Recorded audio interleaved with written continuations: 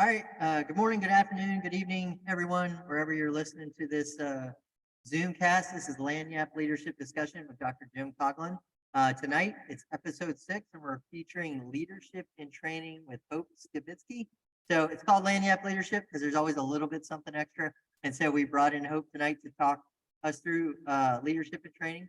As a reminder, all the topics discussed tonight are the opinions of the participants and do not represent the opinions of any entity of the Department of Defense, the U.S. government, or any businesses. It's just the participants' opinion. And so tonight we have with us Hope Skibitsky. Hope currently works for V2X, but she joined the Air Force back in 1995 as an aerospace medicine technician. Ultimately, she became a master military training instructor and a career assistant advisor. She has a Bachelor of Arts in Human Resource Management. She did 3 overseas assignments and 3 deployments. At one point, she was the command senior enlisted advisor for JSOAC and the chief of Air Force Basic Training. She's been the senior enlisted leader for the 60th Inpatient Operations Squadron, the 48th Medical Operations Squadron, the 737th Training Squadron, the 27th Special Operations Wing, and the 86th Airlift Wing. Her final assignment was as the command chief of the Air Force Installation and Mission Support Center at JBSA Lackland, Kelly, Texas. She's married to Justin. You can see her and Justin there in the picture, and they have 2 amazing adult children. So, Hope, that's just a brief intro on your professional life so far. So, what didn't we cover? What's not in your bio? Well, I mean, there's a lot to everybody, but my particular story, I'm a girl from small town Texas, had the opportunity to join the military, having known that it existed because my biological dad was in the Air Force. I didn't know that we had careers in the Air Force. I didn't know what I wanted to be. I didn't know where there was a thing to be. So I became a medic kind of on accident, but I really enjoyed it. And I went and served as a military training instructor simply because I enjoyed the discipline, the marching, all that stuff so much that, I came in 4 years, I was sure I was done. And every 4-year time I re-enlisted, just really, really enjoying it. So who am I that's not on the bio? I'm hungry, I'm interested, I'm always wanting to learn. I've had the privilege of meeting a ton of great people who are interested in pouring into me. So yes. Okay, that's awesome. All right, well, let's dive right into our conversation. So we entitled this one Leadership and Training. And so, that can mean a lot. And with your background in military training, we could dive towards that. But when somebody comes up to you and goes, talk to me about leadership and training, what comes to mind for you? I mean, I guess it kind of has 2 heads. One of it is training a leader, and the other one is leading while training. And so I would think that, my first thought is training a leader. Leadership can be innate. There's a lot of people who are just born with the initiative to drive people to want more, to do more, to accomplish a thing, whether it's a sport or building a fort or whatever. And some people don't know they have the capacity to do it until someone else encourages them. So I would think leadership and training is encouraging those people that we see have the potential to lead that maybe don't see it in themselves just yet. And then I also see it as, if you're a leader and you're in a training environment, how do you encourage people that are training to want more, to do more, to accomplish the mission? So, I mean, it's a 2-headed beast. And so I kind of dive down both paths, actually. Okay, so you hit on a little bit of, there's theories out there that some people are just born leaders. There's copious amounts of books that articulate that. And then there's some that kind of give to, you got to develop the trade craft. My personal opinion is leadership is a trade craft and it requires maintenance every day and learning. And I often opine that if you believe you're the perfect leader and you're in the military, I'd like you to go resign that the next day. But I don't know, we have rules that allow for that anyways, but that sounds cool. All right, so we talked about what it means to train people to be leaders and to lead while people are in training. And I wanted to ask you a challenging question. So for the last couple of years, we were in a global pandemic, and every different entity responded in that vein, right? And so for us in the military, we had to really lock down some stuff, and to include basic military training. And so people did basic military training, definitely different than when you went through. Yep. And then, they would report to their first base, and you were a wing command chief, and this was going on. And so they would report to Germany, of all places, to overseas.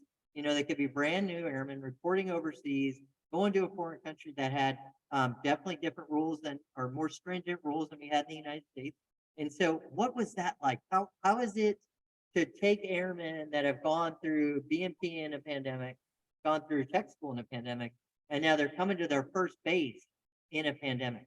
What was that leadership environment? I mean, that was hard because, as airmen or as anybody, you get around somebody and people want to talk about their experiences. And so they would get around people that had been in for a while and they had the privilege of getting to go do recruiter's assistance. And so they would say, I got to go home and see my family between tech training and my first assignment. And so some of these airmen would have a feeling of loss. Not only are they now away from their family or they're in a foreign country, they're locked up in their environment and there's no going anywhere. But the dining facility didn't even exist in Germany, for example. So there was no place for them to commune and come together. But hearing that someone else had an opportunity to go see their family or do another thing that we couldn't even leave, Europe. There was a huge feeling of loss. I mean, our first sergeants were running at full tilt. Our chiefs were running at full tilt. Thanksgiving, we pitched like 20 temper tents outdoors and we were delivering Thanksgiving meal in the cold through a tent because we wanted our airmen to have a way to come together and know that we were honoring their traditions or trying to give them a little bit of a feeling of home. Going out to their dormitories. Germany's different too, because there's different places where the dorms exist. So it was very isolating. FTAC was done 100% virtually. So trying to connect with these airmen at their first installation, to empathize with where they are and what they've got going on was really tough to do through a screen. So there had to be a lot of individual touch points. We had to telephone airmen. We had to Zoom right in with them, go to their dormitories, make sure we were being very deliberate about visiting duty sections. It was a tough thing to do. The hardest part, though, was for airmen being told that, at the holidays, they couldn't climb on an aircraft and go home, or they couldn't even travel across the border and go to one of the other countries and, enjoy themselves. Everything was just so tightly locked down. There was a lot of airmen that were struggling with just day-to-day stuff because, it felt like their normal everyday freedoms were restricted. And I'm sure that was everywhere. Yeah, I was in group command for most of the pandemic, and I will tell you, it was interesting for us because we had a combat school, right? So we're still doing combative. We're still having to do all that kind of stuff where we were on an installation where the risk tolerance was definitely different than what we had to have as a combat, had to go out the door within 3 hours, 72 hours, right? And so, or for global operations. And so it was a very interesting environment for us. And you kind of hit on FTAC. And so for our listeners that might not know what FTAC is, could you kind of define that? Yep. So the first term Airman Center, it's like just after they've done the onboarding piece through basic military training or for tech training, they then come to their first duty station and they get inculcated into all the policies and procedures and expectations of an airman through a week-long course that's dictated by the Air Force that says, here are the things they will get trained in: finances, how to do CDCs, well, not how to do their CDCs, but that those are expected of them, talking about the thrift savings plan, other things that they might not know right up front. But the biggest part about it was giving them the opportunity to meet all the other airmen that came in at the same time as them. So FTAC is the first term Airman Center, and it actually is a 1-week training course to kind of bring every airman through and introduce them to other airmen that are on the same sort of platform as them, being equally as new. Okay, so back to the leadership and training theme. So we get young men and women from our country that come, or from across the globe, that come to Lackland for our service. They come to Lackland, they go to basic training, basic military training. Then they're going to learn their skill set that they're going to do in the Air Force. For you is on the medical side. They go to wherever that location is, whether it's at Lackland or Keesler Air Force Base or Shepherd Air Force Base, Texas, or somewhere else. And then they go to their first assignment, and as soon as they get to their first assignment, they enter FTAC, right? And so that kind of gives them another little touch point. And then they're sent off to their first squadron, if you will, assuming they're squadron level person. 3 Fox might go to a group. We got one right to our group, and so group office, and so then they go that, and then they go a little ways. They serve about 18 months, maybe 2 years, depending on if they were an Eagle Scout or did Air Force Junior RTC or something. They might get promoted early, and then they have to go to Airman Leadership, right? And so, you had an ALS there at Ramstein, correct? So how was Airman Leadership School done during that pandemic environment while you were there? Were you guys able to garner experience from FTAC and then up channel it to ALS, or was it a different? Yeah, so for a long time, it was just canceled because it was really hard to figure out how to get all of those airmen through. And so the hard part was there were airmen that were, going a whole year without their Airman Leadership School, which is required after they make staff sergeant. And so, yeah, I mean, it was very tough. The folks that are responsible for Airman Leadership School, NCO Academy, Senior NCO Academy, man, they were working really hard trying to figure it out because it was different things at different bases. Some were doing it virtually, some were doing hybrid, some weren't doing it at all, some were back in session, but spread out. So they only had like a few number of people actually in the training environment. It is tough to get people involved in stuff like that when they're actually in person. And it's even more tough to do it when they're so disaggregated. They don't know anybody. They don't know their instructor. They're having a tough time, interacting with one another and staying focused through a computer screen. But ours was closed for a while. We slowly started opening it back up. Doing it all virtually, and then introducing the idea of bringing them back in person, little bits at a time, spreading them out. But because we had people that were all across Europe that were coming, we were allowing it to be a hybrid so that some of those folks didn't travel because Germany often wouldn't let them in. We were doing some virtual students and some in-class students. Okay, awesome. Yeah, thanks for diagramming that out. Okay, so you mentioned the other 2 schools. So we talked FTAC, we talked Airman Leadership School, and then we have the NCO Academy, and we have the Senior NCO Academy. The purpose of this is Lagniappe Leadership Discussion. Out of all those schools, FTAC, ALS, NCO Academy, Senior NCO Academy, only one of them has the word leadership in it. And so, which is pretty interesting when you overlay the officer schools as well, which none of them had the word leadership in it. And so, what are your thoughts on that? Is that just an oddity? Are we only focusing on leadership at that very first school for our folks? Or what are your thoughts on that? Even the naming means that, words mean things. So what are your thoughts? Yeah, I don't think so. I think it's just semantics. We focus on airman leadership when they're a senior airman going into staff, because that's the first time they're having the opportunity to be a no kidding documented leader of somebody else. They can't be a supervisor until they have been through Airman Leadership School. So I think that's where maybe that has its name from. But once you are wearing a staff sergeant stripe, the expectation is that and that you understand how to lead. Doesn't mean it's true. I mean, trust and believe, it doesn't mean it's true, but it is the expectation that you're going to hone that at the NCO Academy, and you'll further hone it at the Senior NCO Academy and at the Chief Leadership course. But the place that it's introduced first is Airman Leadership School. I mean, when they're in basic military training, some of them are selected for leadership positions. And then when they get to tech training, they may wear a rope to represent a different leadership position. And in FTAC, they might get selected as the class leader. So there are some minor introductions to leadership until they get into their duty sections, where some of them might become trainers and things before they come to ALS. So there's probably been a lot of levels of informal leadership, but this is the Air Force's first level of formal leadership training. And so I think that may be where its name is derived. I can't be certain.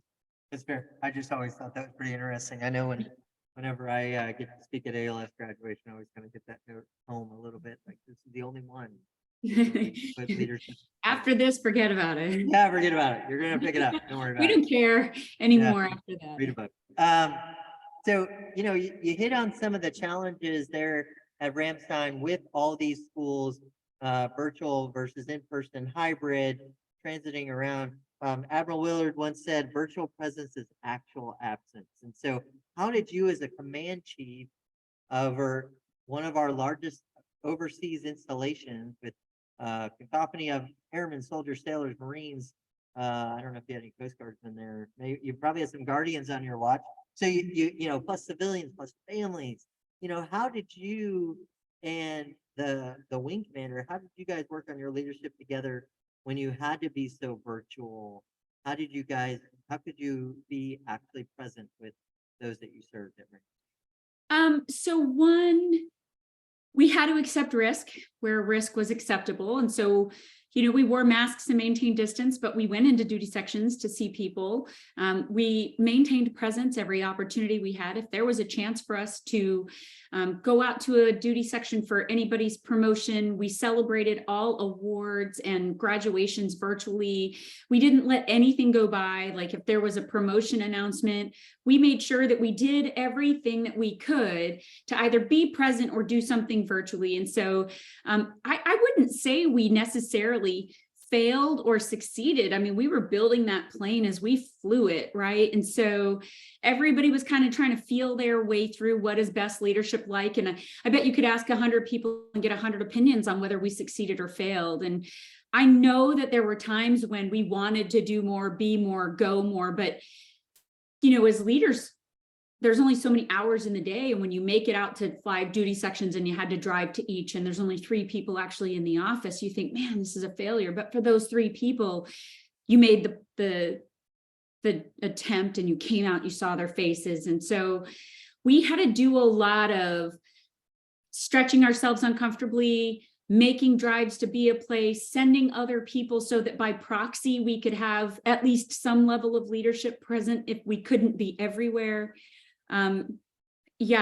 I struggled with it myself because I would often feel like if something happened, if an airman had a suicidal ideation, or if we missed the mark on something, you would often wonder, like, could I have been more present? Could I have done more? Could I have been there more? I mean, I remember I was the command chief at Cannon when we first went into lockdown for COVID, and I literally bought thousands of crayons, coloring books, Play-Doh puzzles, and I went door to door with Twizzlers and everything, trying not to invade their privacy, but I wanted to lay eyes on them. We knocked on every airman's door just to make sure I could see that they were okay. How are you? I'm putting eyes on you today. Look, I brought you a gift, a little something that gave me a reason to come knock on your door. And so we tried a lot of different things, and it was hard. It was really hard. And sometimes you felt like nothing was good enough because you just really wish you could be more places at once. Oh yeah, that's beautiful. We wanted to talk about this from leadership and training, but you're kind of describing your own training of leadership in 2 different locations, right? So you're at Cannon Air Force Base, which you fly into Lubbock and you drive an hour and a half to get to Cannon, right? There's an airfield there. There's a big sign by the baggage claim that says "Welcome to Cannon Air Force Base." But you got to rent a car driving home.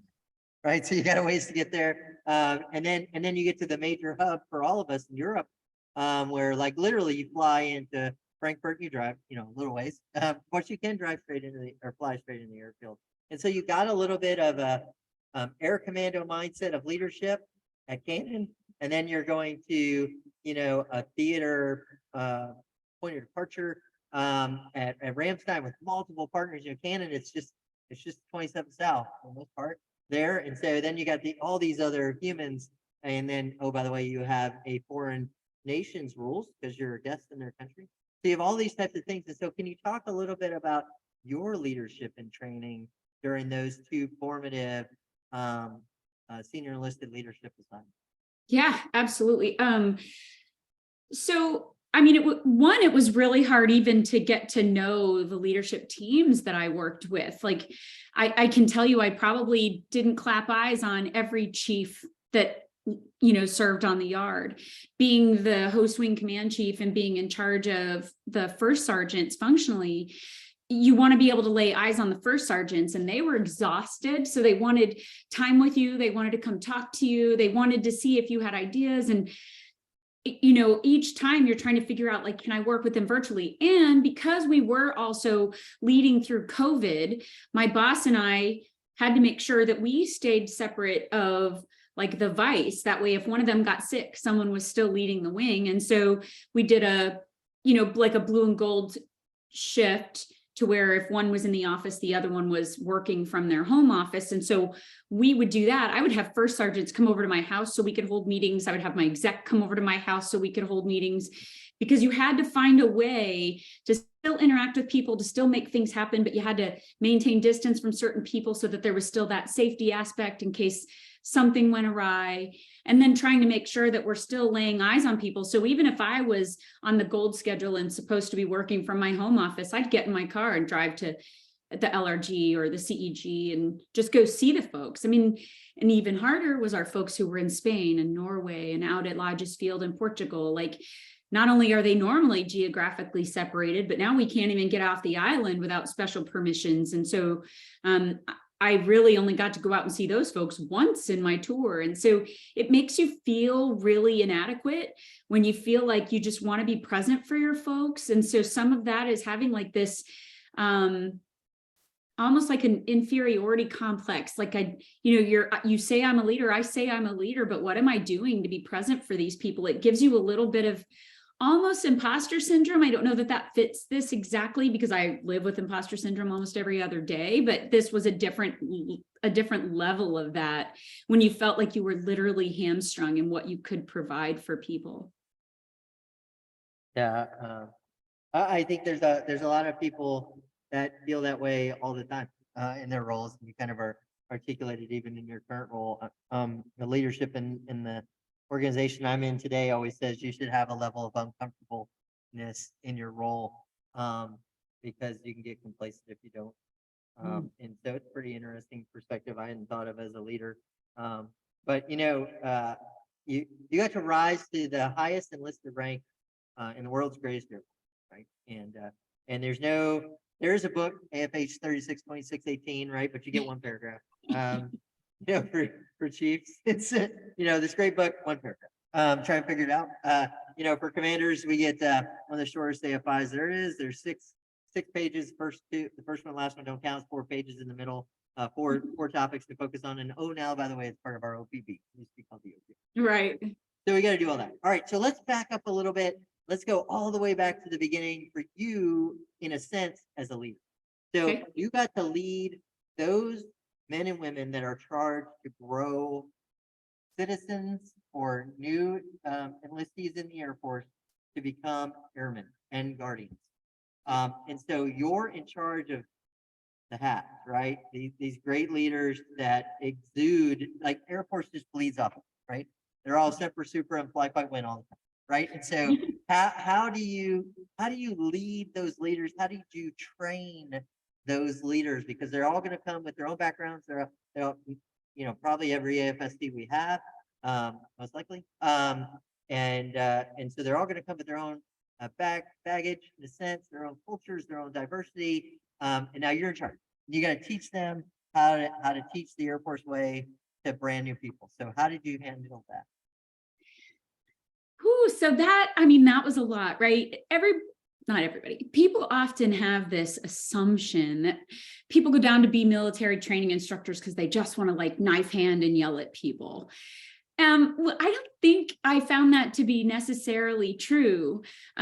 Just like anywhere else, you'll have people that work under leaders that have this type of leadership, and they'll either emulate that leadership, good or bad, or they'll rebel against it, good or bad. And so you take away from the people that you have followed or that have led you, the bits and pieces that you like.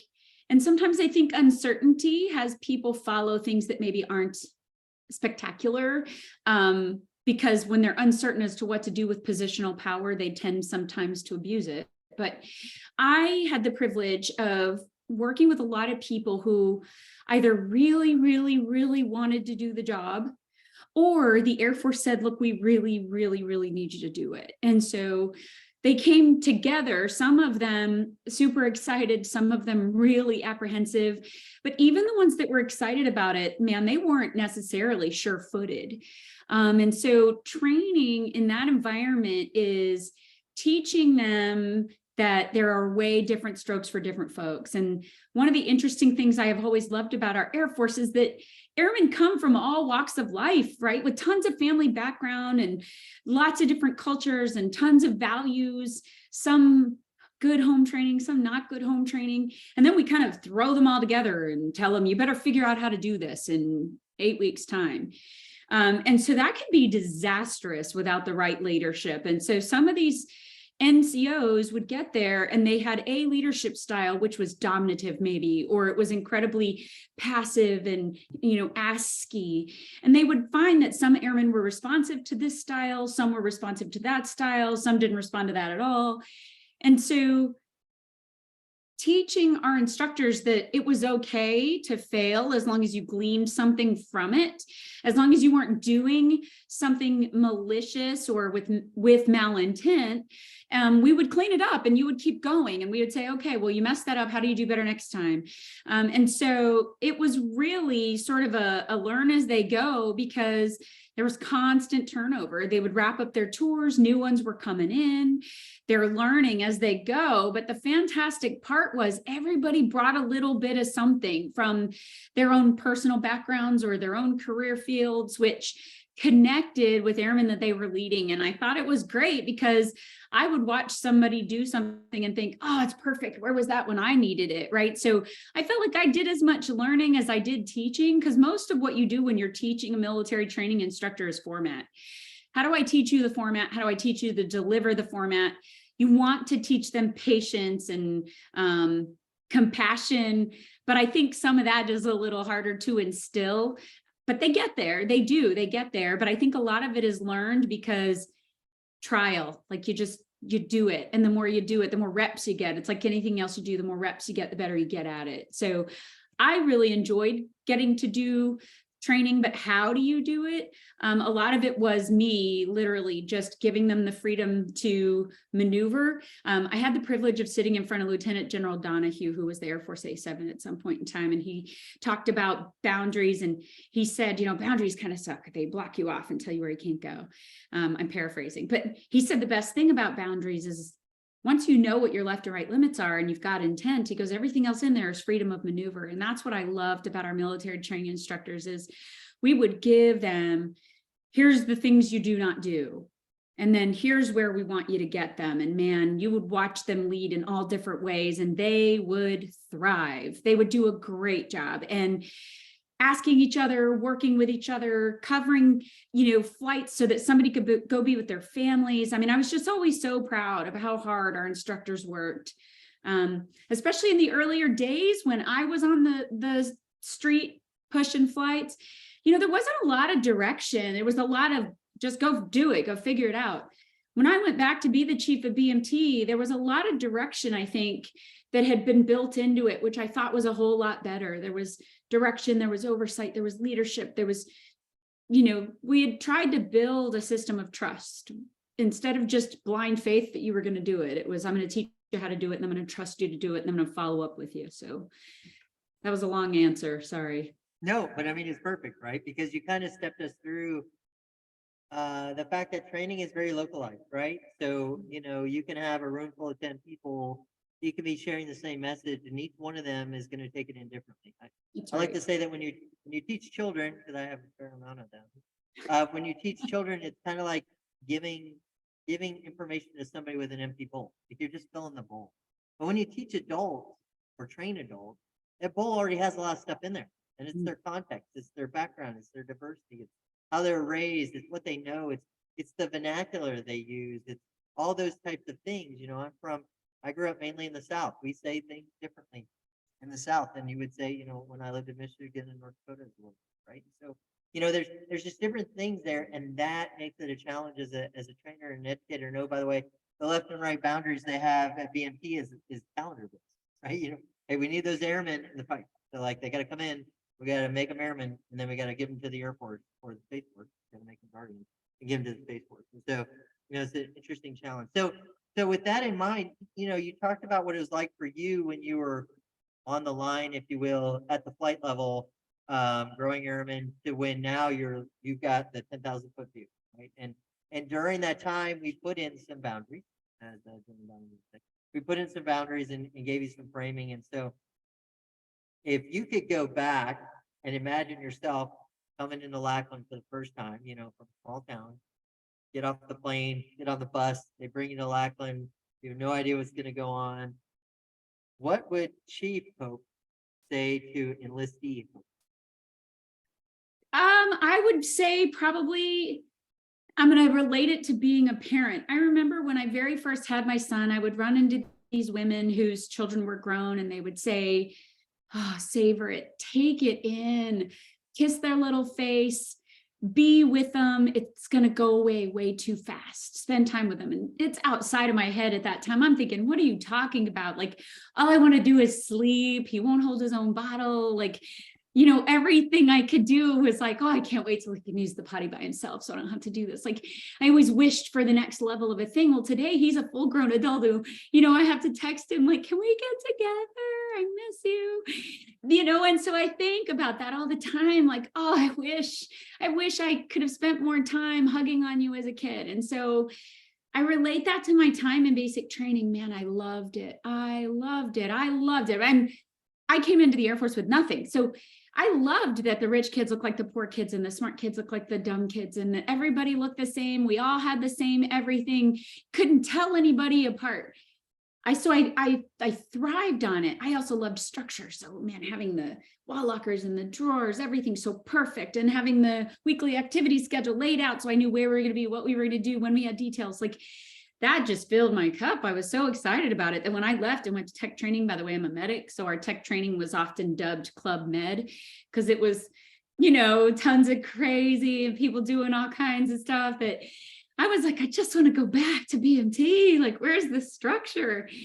I would tell myself to revel in it, to really enjoy it, to soak it in, to, not try to wait. Oh, I can't wait till we get to graduation. Like, I learned so much in BMT, and I didn't even think about it until I went through my retirement ceremony. I had the opportunity to sit down with the girl who literally slept in the bed next to me and was my wingman from the day we came in. And we talked so many things about what we did in basic training and what we did in tech school and how many years it's been since then. And I think, oh, I forgot all about that. Like, everything was the next thing. It was like, the kid that begs and begs and begs for a toy, you give them a toy and they don't want that toy anymore. They want the next toy because you're always looking for the next best thing. And that's how I felt I lived the early part of my life, was just kind of, and I know we talk about full range leadership development, but I was very much at the membership level. And I wish I had known, how much better it could be if you just, dug in and absorbed it and spent a little more time reveling in it. Because before you know it, it's going to be over. Yeah, right. That's awesome. I like that you would go back and articulate that. And, I agree. I've got our oldest is 21, our youngest just turned 4, right? And so, Wow. I got one graduating college and getting married in the next couple months, and I got one who wet her pants at mass this morning. So just fantastic all the time. With our 6 boys and 3 girls, you just absorb it, right? Because it goes by too fast, and you're right. And so let's talk about your retirement, right? It was a beautiful event from what I could see from pictures. I couldn't go in person a lot. It was almost like a tribute to the Air Force through the career of a leader, is what it looked like in pictures. And so, you talk about the journey. So there you are. You're at those hallowed grounds one more time. What's going through your head? What are you thinking as you prepare to transition? As you're training in leadership to transition, what are you thinking? I didn't originally want to have a retirement ceremony. I'm a crier. I don't mean to be. Estrogen just falls out of my face. I've tried to control it for years. I've never been successful. If you make me happy, glad, sad, mad, it will happen. And so I didn't want the end of my career to be full of tears, because it's been such an amazing experience and a lot of awesome opportunity. So I was like, you know what? I'm just not going to put myself in a position to cry in public. I'm just going to go and it's going to be all good. And literally everybody that I ran into was like, you're not doing a ceremony. And I got several different perspectives. I got the hope, if we don't do a ceremony for you, what are airmen going to think about how important tradition is? And I thought, oh, and then other people said, Hope, there are a lot of people that want to come see you off or that want to say thanks for your thing. And so I was kind of like, okay, well, I guess it's not about me. I'll do one. And so I thought, well, how do I do this and not make myself cry? So I talked to Dan Anderson, who's the chief of BMT. He and I were TIs together way, way back in the day. And I said, hey, look, I would love to go out of the Air Force, right through the 737th, the same way I came in. How could we do this? And so we talked to the BMT commander, and because I was BMT alum and a chief of BMT, he said, hey, look, we'll read a small paragraph about you at graduation parade, but because you were the chief of BMT, we'll march in all MTI masks at the end of parade. And I was like, how do I not cry? I was like, how do I not cry over this? And literally, it was incredible watching airmen do the oath of enlistment, seeing them just start their careers. I was tying a bow on mine.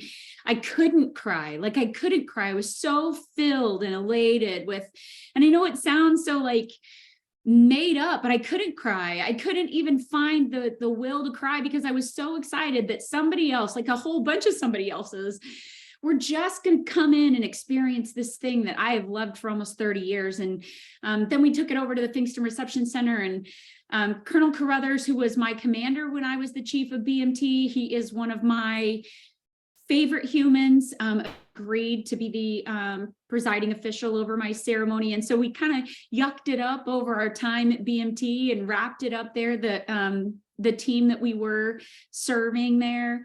And everybody kept it really light. They worked really hard not to do any chief, we're going to miss yous.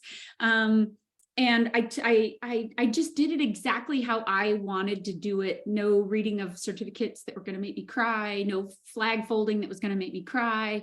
I didn't want any of the things that was going to make me, regret having sat there. So we told stories about things we found funny.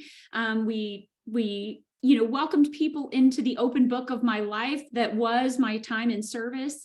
But we tried to keep all the stories light. And, I told stories about things I messed up royally, just trying to share with people some of who I was and the opportunity the Air Force had given me, good, bad, or indifferent. But it really was the very best walk down memory lane. And I couldn't have found a better way to walk out the door. I'm glad I did it. Yeah, that's amazing. And, very few service members can articulate that they started and ended their journey in literally the same location. That's pretty awesome. That's right. I mean, it was a great, like I said, it was a great homage to all things Air Force, and I think it highlighted your career well. And so now you got to transition, right? So you have to have leadership and training because you lead in one environment. You're a chief, right? You've lost your first name. Your first name went from being Hope to Chief. Before that, it was Senior. And so if you're a first sergeant, and so now it's not only is it the name change, because you're going back to being just Hope. What is that strange word? I haven't used this word. I don't know what that word means. And you're losing the chief moniker, although that's one that you keep your whole life. Obviously, as we know, the chiefs groups at every installation knows. When you get the chiefs that come in and provide their historic acumen. And so now you've transitioned-ish. You're learning this new environment. So what has that leadership training been like for you? Oh, I'll tell you, it's been really humbling because you go from being the SME to the FNG. And so it's really hard because all of a sudden the only answer that falls out of your mouth is, I don't know. And everything's a question. My poor boss, he is so patient because every day I'm like, what did they just say? Because, I'm walking into virtual meetings and they're picking up on conversations they've been having for 6-7 months and I'm brand new to it. And so they're carrying on and I'm like, I have no context. I have no frame of reference. So I am literally the I don't know guy. And so I spend so much time eating up my boss's time in the background going, and the hard part is because he knows I'm a chief, he's retired 06, because he knows I'm a chief, he's reluctant to give me like the lowdown, because he's like, oh, she'll get it. And then when I'm like, what are we doing? What is that? What did they say? Who are these people? What did I just listen to? I don't understand any of these acronyms. He's like, oh yeah, okay, right. And so he's very patient, answering my questions, running me through stuff, giving me resources. But it seems very much more a pull function than the Air Force's push function. Like the Air Force did a lot of, you're gonna go to Airman Leadership School, you're gonna go to the NCO Academy. Hey, they've got the CAA has this thing you're gonna go to. Hey, there's monthly training, there's stand downs, there's all these things.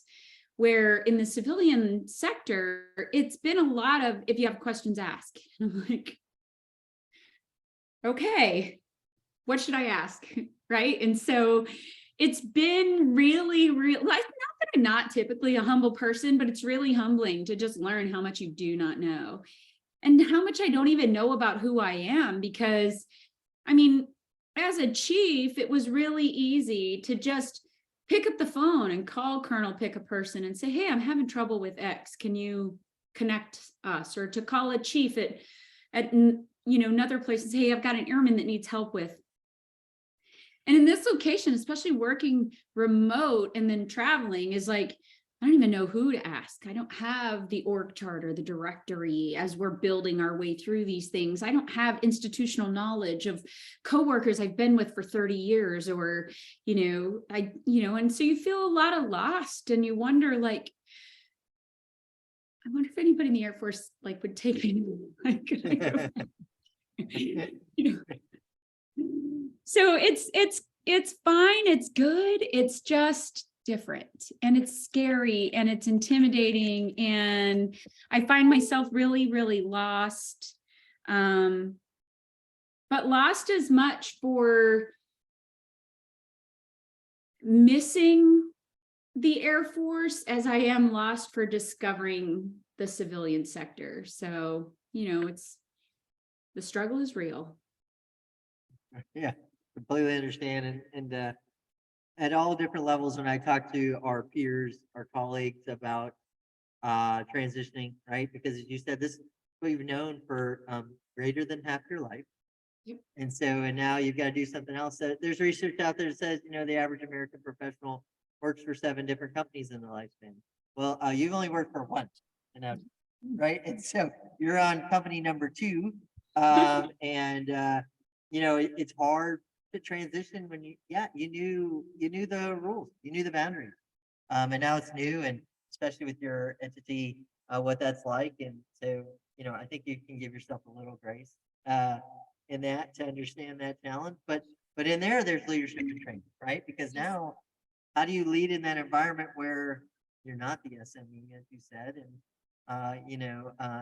leadership has nothing to do with a piece of fabric on the front of your uniform. Yep. Or whatever you're wearing in your virtual workspace, pajamas, whatever. And so, whatever, that kind of stuff. And so working through that. And so if you were to, somebody came to you and said, Hope, you're a pretty good leader in the United States Air Force, and let's write a book about leadership together. What would your maybe 3 top themes about leadership, because you're writing almost a training. So you're going to do leadership and training, and what would be the 3 things? And let's just keep it a little bit in the comfort zone for you. Military leadership. What would be the 3 kind of themes you would use for writing a book on leadership for a military? I would definitely think that one of the things would have to be, how to fail. Because one of the things is, you hear people say all the time, not on my watch, they'll bend over backwards, they'll exhaust themselves, they'll give of themselves and their families because something can't fail. But failure is a good thing. Failure is a good thing. I mean, if we don't try, take a risk and try a thing and fail, how do we ever improve a prototype? Like, how do we get better at something? And so I think, one of the topics would be how to fail, or how to glean from failure, or something to that effect. I think it would also be how to follow. I have met a lot of people that are so hungry to lead that, man, they don't understand the important part of followership, right? How do I feel inspired to follow you when I watch you badmouth leadership, or when I watch you fail to follow consistently and loyally? How do I watch you as a leader not speak truth to power when you see something going wrong, right? Like, followers do that. Followers make sure that their leaders don't fail because you didn't just sit quietly while they were doing dumb stuff. Like, you bring them back in off the ledge, right? So, followership, failure, but I would also think like fun. I didn't even mean for that to all be F's, but I would say, like, I think leaders sometimes find leadership so daunting and so exhausting and so trying that they forget that they're living their life while they're doing this. Have a little bit of fun in it, get to know your people, laugh with them, let your hair down from time to time, let them see you in your vulnerable space, get to know people and let them get to know you. I've met leaders that are just like, we've got to keep that. Yes, there's the line. There is a line. There's a line. But man, if you died tomorrow, would they take care of your family? No, they didn't know you. Would they obligatorily like pat somebody on the back at a funeral? Or would they hug them because they knew who you were, because you spent time getting to know them? Have a little fun in leading, because leadership, it's work, but man, it's, it can be a pleasure to help people if you make it that. Yeah, that's awesome. And you heard it here first. Working title: Hope's F words to leadership. I mean, we could rip off of it. I think that would work. I think you could. Anybody that knows me knows how much I love the F word. So that's So I'm just saying, like, maybe $1. You give me $1 for that. Off your first million New York Times bestseller. I think it's a good title. That's fun. I mean, you could Skibitsky it. I don't know. We can go everywhere with that. Exactly, right? So I don't know. I'm just going to throw that out there. I think that's a good option for you. Yeah, it's good. Thanks. I've made a mental note. Yeah, I won't trademark that Gumbo 2023. But I do. It is recorded. So. Anyway, so I mean, that's beautiful, right? So followership, failure, fun, right? All good things that, hey, maybe we don't teach that. Right, as you articulated, I'm going to crush this. Right, I call it. We kind of have an issue in our service of weaponizing core values. Right, so our Air Force core values are pretty simple. So simple, I can usually remember them. And we have a couple of them that integrity is not one you usually hear weaponized, but I think the other two get weaponized all the time. Where it's like, oh, you didn't get 100 on your PFA. Well, that's not. Excellence. Mm-hmm. Well, what if the best I could do is 80? Like, I got a super bum shoulder right now. I probably can't max push up right now. But if I cranked out and got a 91 right now, that'd be excellence and all I could do right. Or oh, you're going to leave early because your daughter has a thing at school. Well, that's not service. That's not how core values. And so I think, as somebody who likes organizational dynamics and culture, I'm always floored when I hear people say stuff like that. Or my other favorite is when we cash checks against people's patriotism. Go, hey, it's one-way oath, and so you're going to do whatever they say because it's one-way oath. Forget that they're human. I mean, it's so hypocritical. I think I posted on somebody's Instagram post earlier. They said everybody's 100% is different. And I was like, yeah, some people's 100% is like the VA disability rating, right? Like it couldn't get more confusing if you try. I think we have to give people the freedom to be who they are, again, within the boundaries. You've outlined the boundaries, hold them to the standard, but let them determine if they want to be straight A students or C students. Like, as long as they're meeting the standard, they're meeting the standard, and that's okay. If every single person is an astronaut, who drives the truck that gets the shuttle to where it's going? Like, I mean, we've got to have people that are comfortable being at the level that they're at, and we've got to develop people who we see potential in, and we've got to help people thrive that are hungry for it. I feel like we keep trying to tell everybody that they've all got to be, this one thing. I just think it's ridiculous. Like, we're not stormtroopers. Well, yeah. Well, we miss every time we shoot. So that would be a good idea. But I mean, they normally do. I think that's beautiful you say that, because when we look at progression charts in the Air Force, they all go to the same location. Right? If you're an enlisted member, it always has a set of chief stripes on it.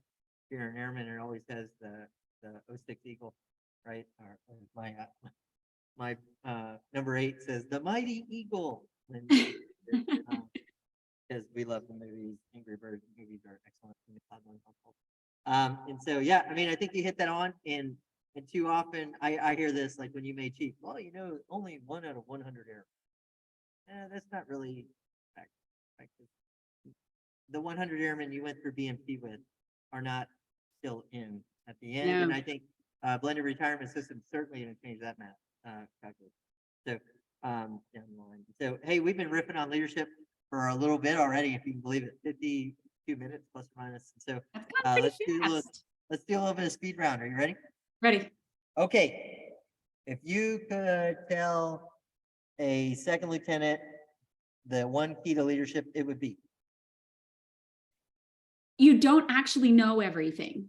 There's going to be a lot of lieutenants that come in and they're like, oh, I learned that at the academy or whatever. You're 100%. I've been through school. I sat through classes. That doesn't mean I could employ it.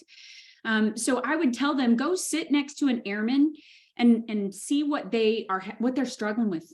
What are they succeeding with? Where are the obstacles that are, like, I would tell them to link themselves up with a different somebody every month and just see, like, what is somebody struggling with? Because your job as an officer, in Hope Skibitsky's opinion, your job as an officer is to see what is getting in the way of your people being successful. I mean, that's every leader's responsibility. But when you come in as an officer, what is getting in the way of your people being successful? So go sit down with them and find out that stupid door over there hasn't worked for 8 months. And what can you do about it? Go find out that it takes them, it's taking them 25 minutes in either direction to run parts out to the flight line. And how can you help them by expediting, something to get that stuff moving quicker? Like, just you don't know what you don't know, and don't think that just because you heard about it in class. What I hate worse than anything is when somebody gets ready to tell you something, you go, yeah, I already know about that.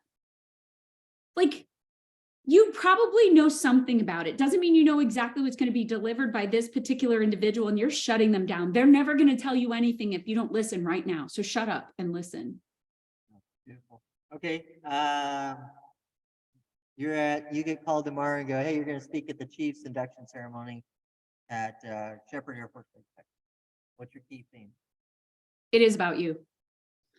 I get so sick and tired when I go to chief ceremonies and everybody go, celebrate today, because after today, it's never about you.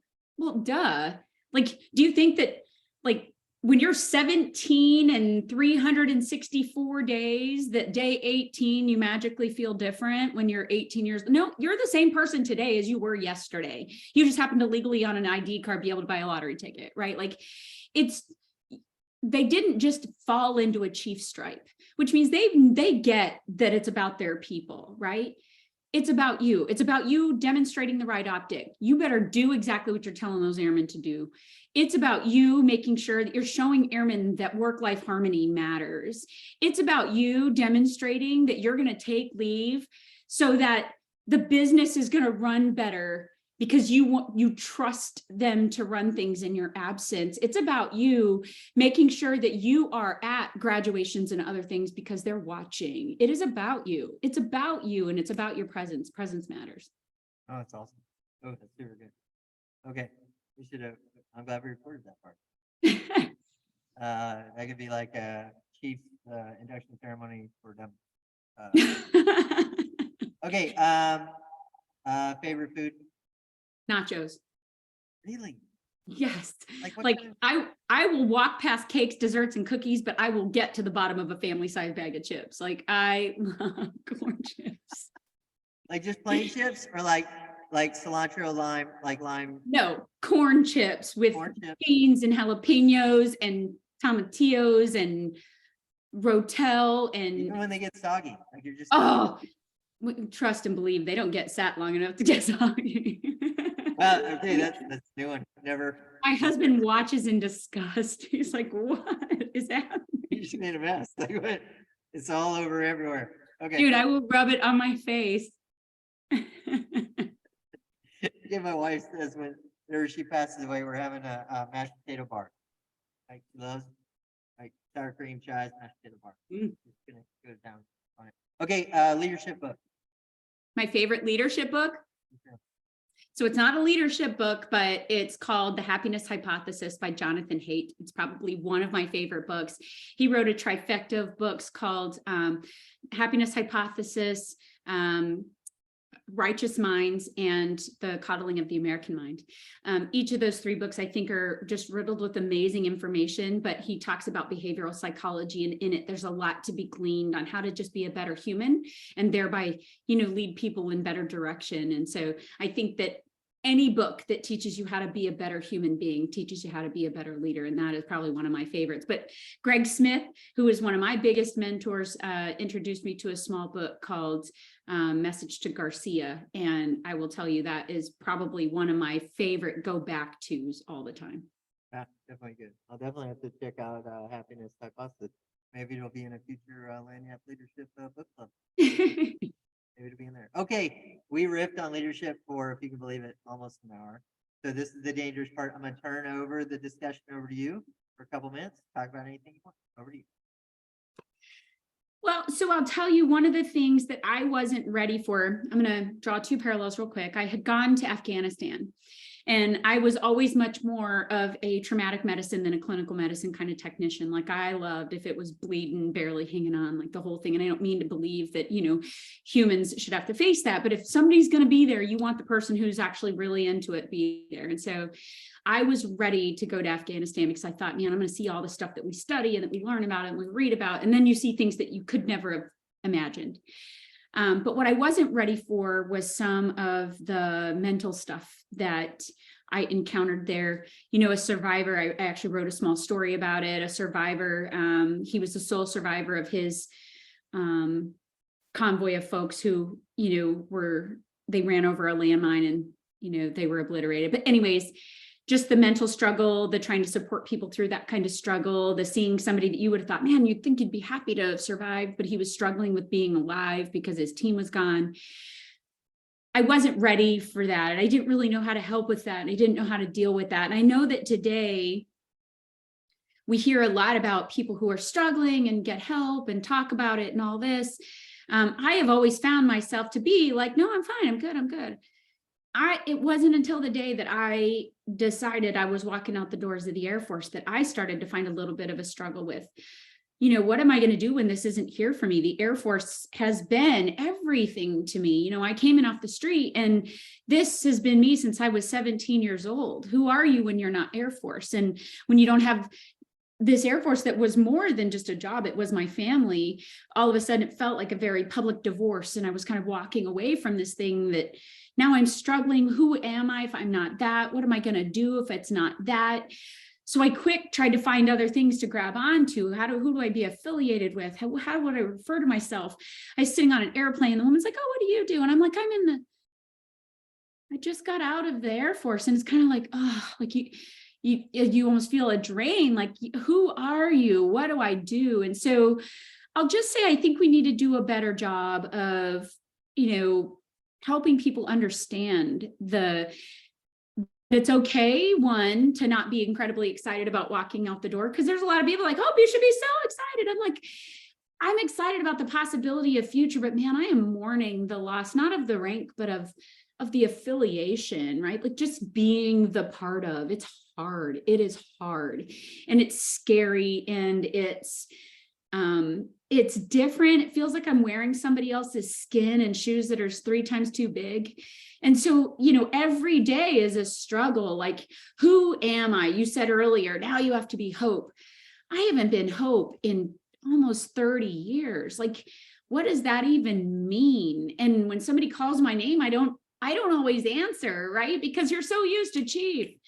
And so I think that we probably just need to do more talking about, the transition, not how exciting it's going to be in finding a job and all that, but I mean the underlying human part of it. I think I could have probably had more conversations with people that didn't sound like, oh, it's beautiful out here. Because that's all I ever got is, oh, it's beautiful out here, which made me feel even more like a baby giraffe when I got out here. Because I'm like, it's nice, but I don't know that I'm feeling all the elation everybody else is feeling. And not because it's bad, but just because it's so different. It is so different. That's awesome. I appreciate your transparency. It's been, this has been amazing. Thanks for giving me of your time, for joining us. And, we'll post it to YouTube and have it shared around because, this is truly excellent. I really appreciate your time. I've been, flag following your leadership for, we've been communicating for, 6, 7, it's been a couple years. And so it's nice to finally actually be able to sit down and have one of our leadership discussions and have it vocal and recorded and have a thorough discussion. And, thanks for your service. Thanks for your guidance. Thanks for your leadership. And, as we learned when I was in Georgia, somebody once said, you're a peach tree farmer, you're going to plant peach trees and you won't ever get to, harness the fruit yourself. And that's kind of what you did as a leader in our service. And so, your peaches will go on, having been nourished by you. And so thanks for that. And thanks for your time. I took a lot of notes as I normally do, but a couple of them, be present, emulate, or rebel from your examples. It's okay to fail as long as you learn and you're not breaking rules. Boundaries give you freedom of maneuver. Know how to fail, know how to follow, know how to have fun. And it is about you because everybody's watching. As I like to say, be yourself. Everyone else is taken. So thanks so much for that. And thanks for giving us your time. And thanks for making this discussion a little something extra. Lagniappe, as I like to say, where I'm from. And so thanks for that. And I appreciate everybody joining us in person. We had a couple members join us and anybody that's going to watch the recording of this. Hope, where can they, if they can reach out to you, where can they reach out to you? Anybody ever wants to reach me, you can find me on LinkedIn, Hope Skibitsky. I'm glad to share my email, noonelikehope@gmail.com. Please feel free to reach out to me. You can look me up on Facebook. I'm also on Instagram and Twitter. I'm always willing to be by your side. If you need something from me, please reach out. But this was such a pleasure. I enjoyed spending time with you. And thanks for everybody who was on here with us. And for those who will watch, please let me know if there's ever something I can do to clarify. And I couldn't be more grateful to have served with the family who I know for a fact is still carrying the torch, doing what we did every day. So thank you. Yeah, thanks. And thanks for sharing that. And of course, that name is very apropos. There's no one like you. And so thank you very much. And thanks for staying tuned. Join us next month. We're going to have Brigadier General Terrence A. Adams, T.A. Adams, join us in March for Lagniappe Leadership Discussion 7. I'm taking it on the road. I'm going to do an in-person one this week at Rocky Mountain Cyber Symposium in Colorado Springs. That'll be a small group, won't be broadcast. But hey, thanks so much, Hope. It was truly a privilege to talk to you. And I concur. I'm looking forward to seeing the F words of leadership, or leadership F words with Hope, or Hope's leadership F words, however that flows. I'm looking forward to seeing that book. I will definitely read it and buy it. But thank you so much for your time, and we're out of here. Thank you.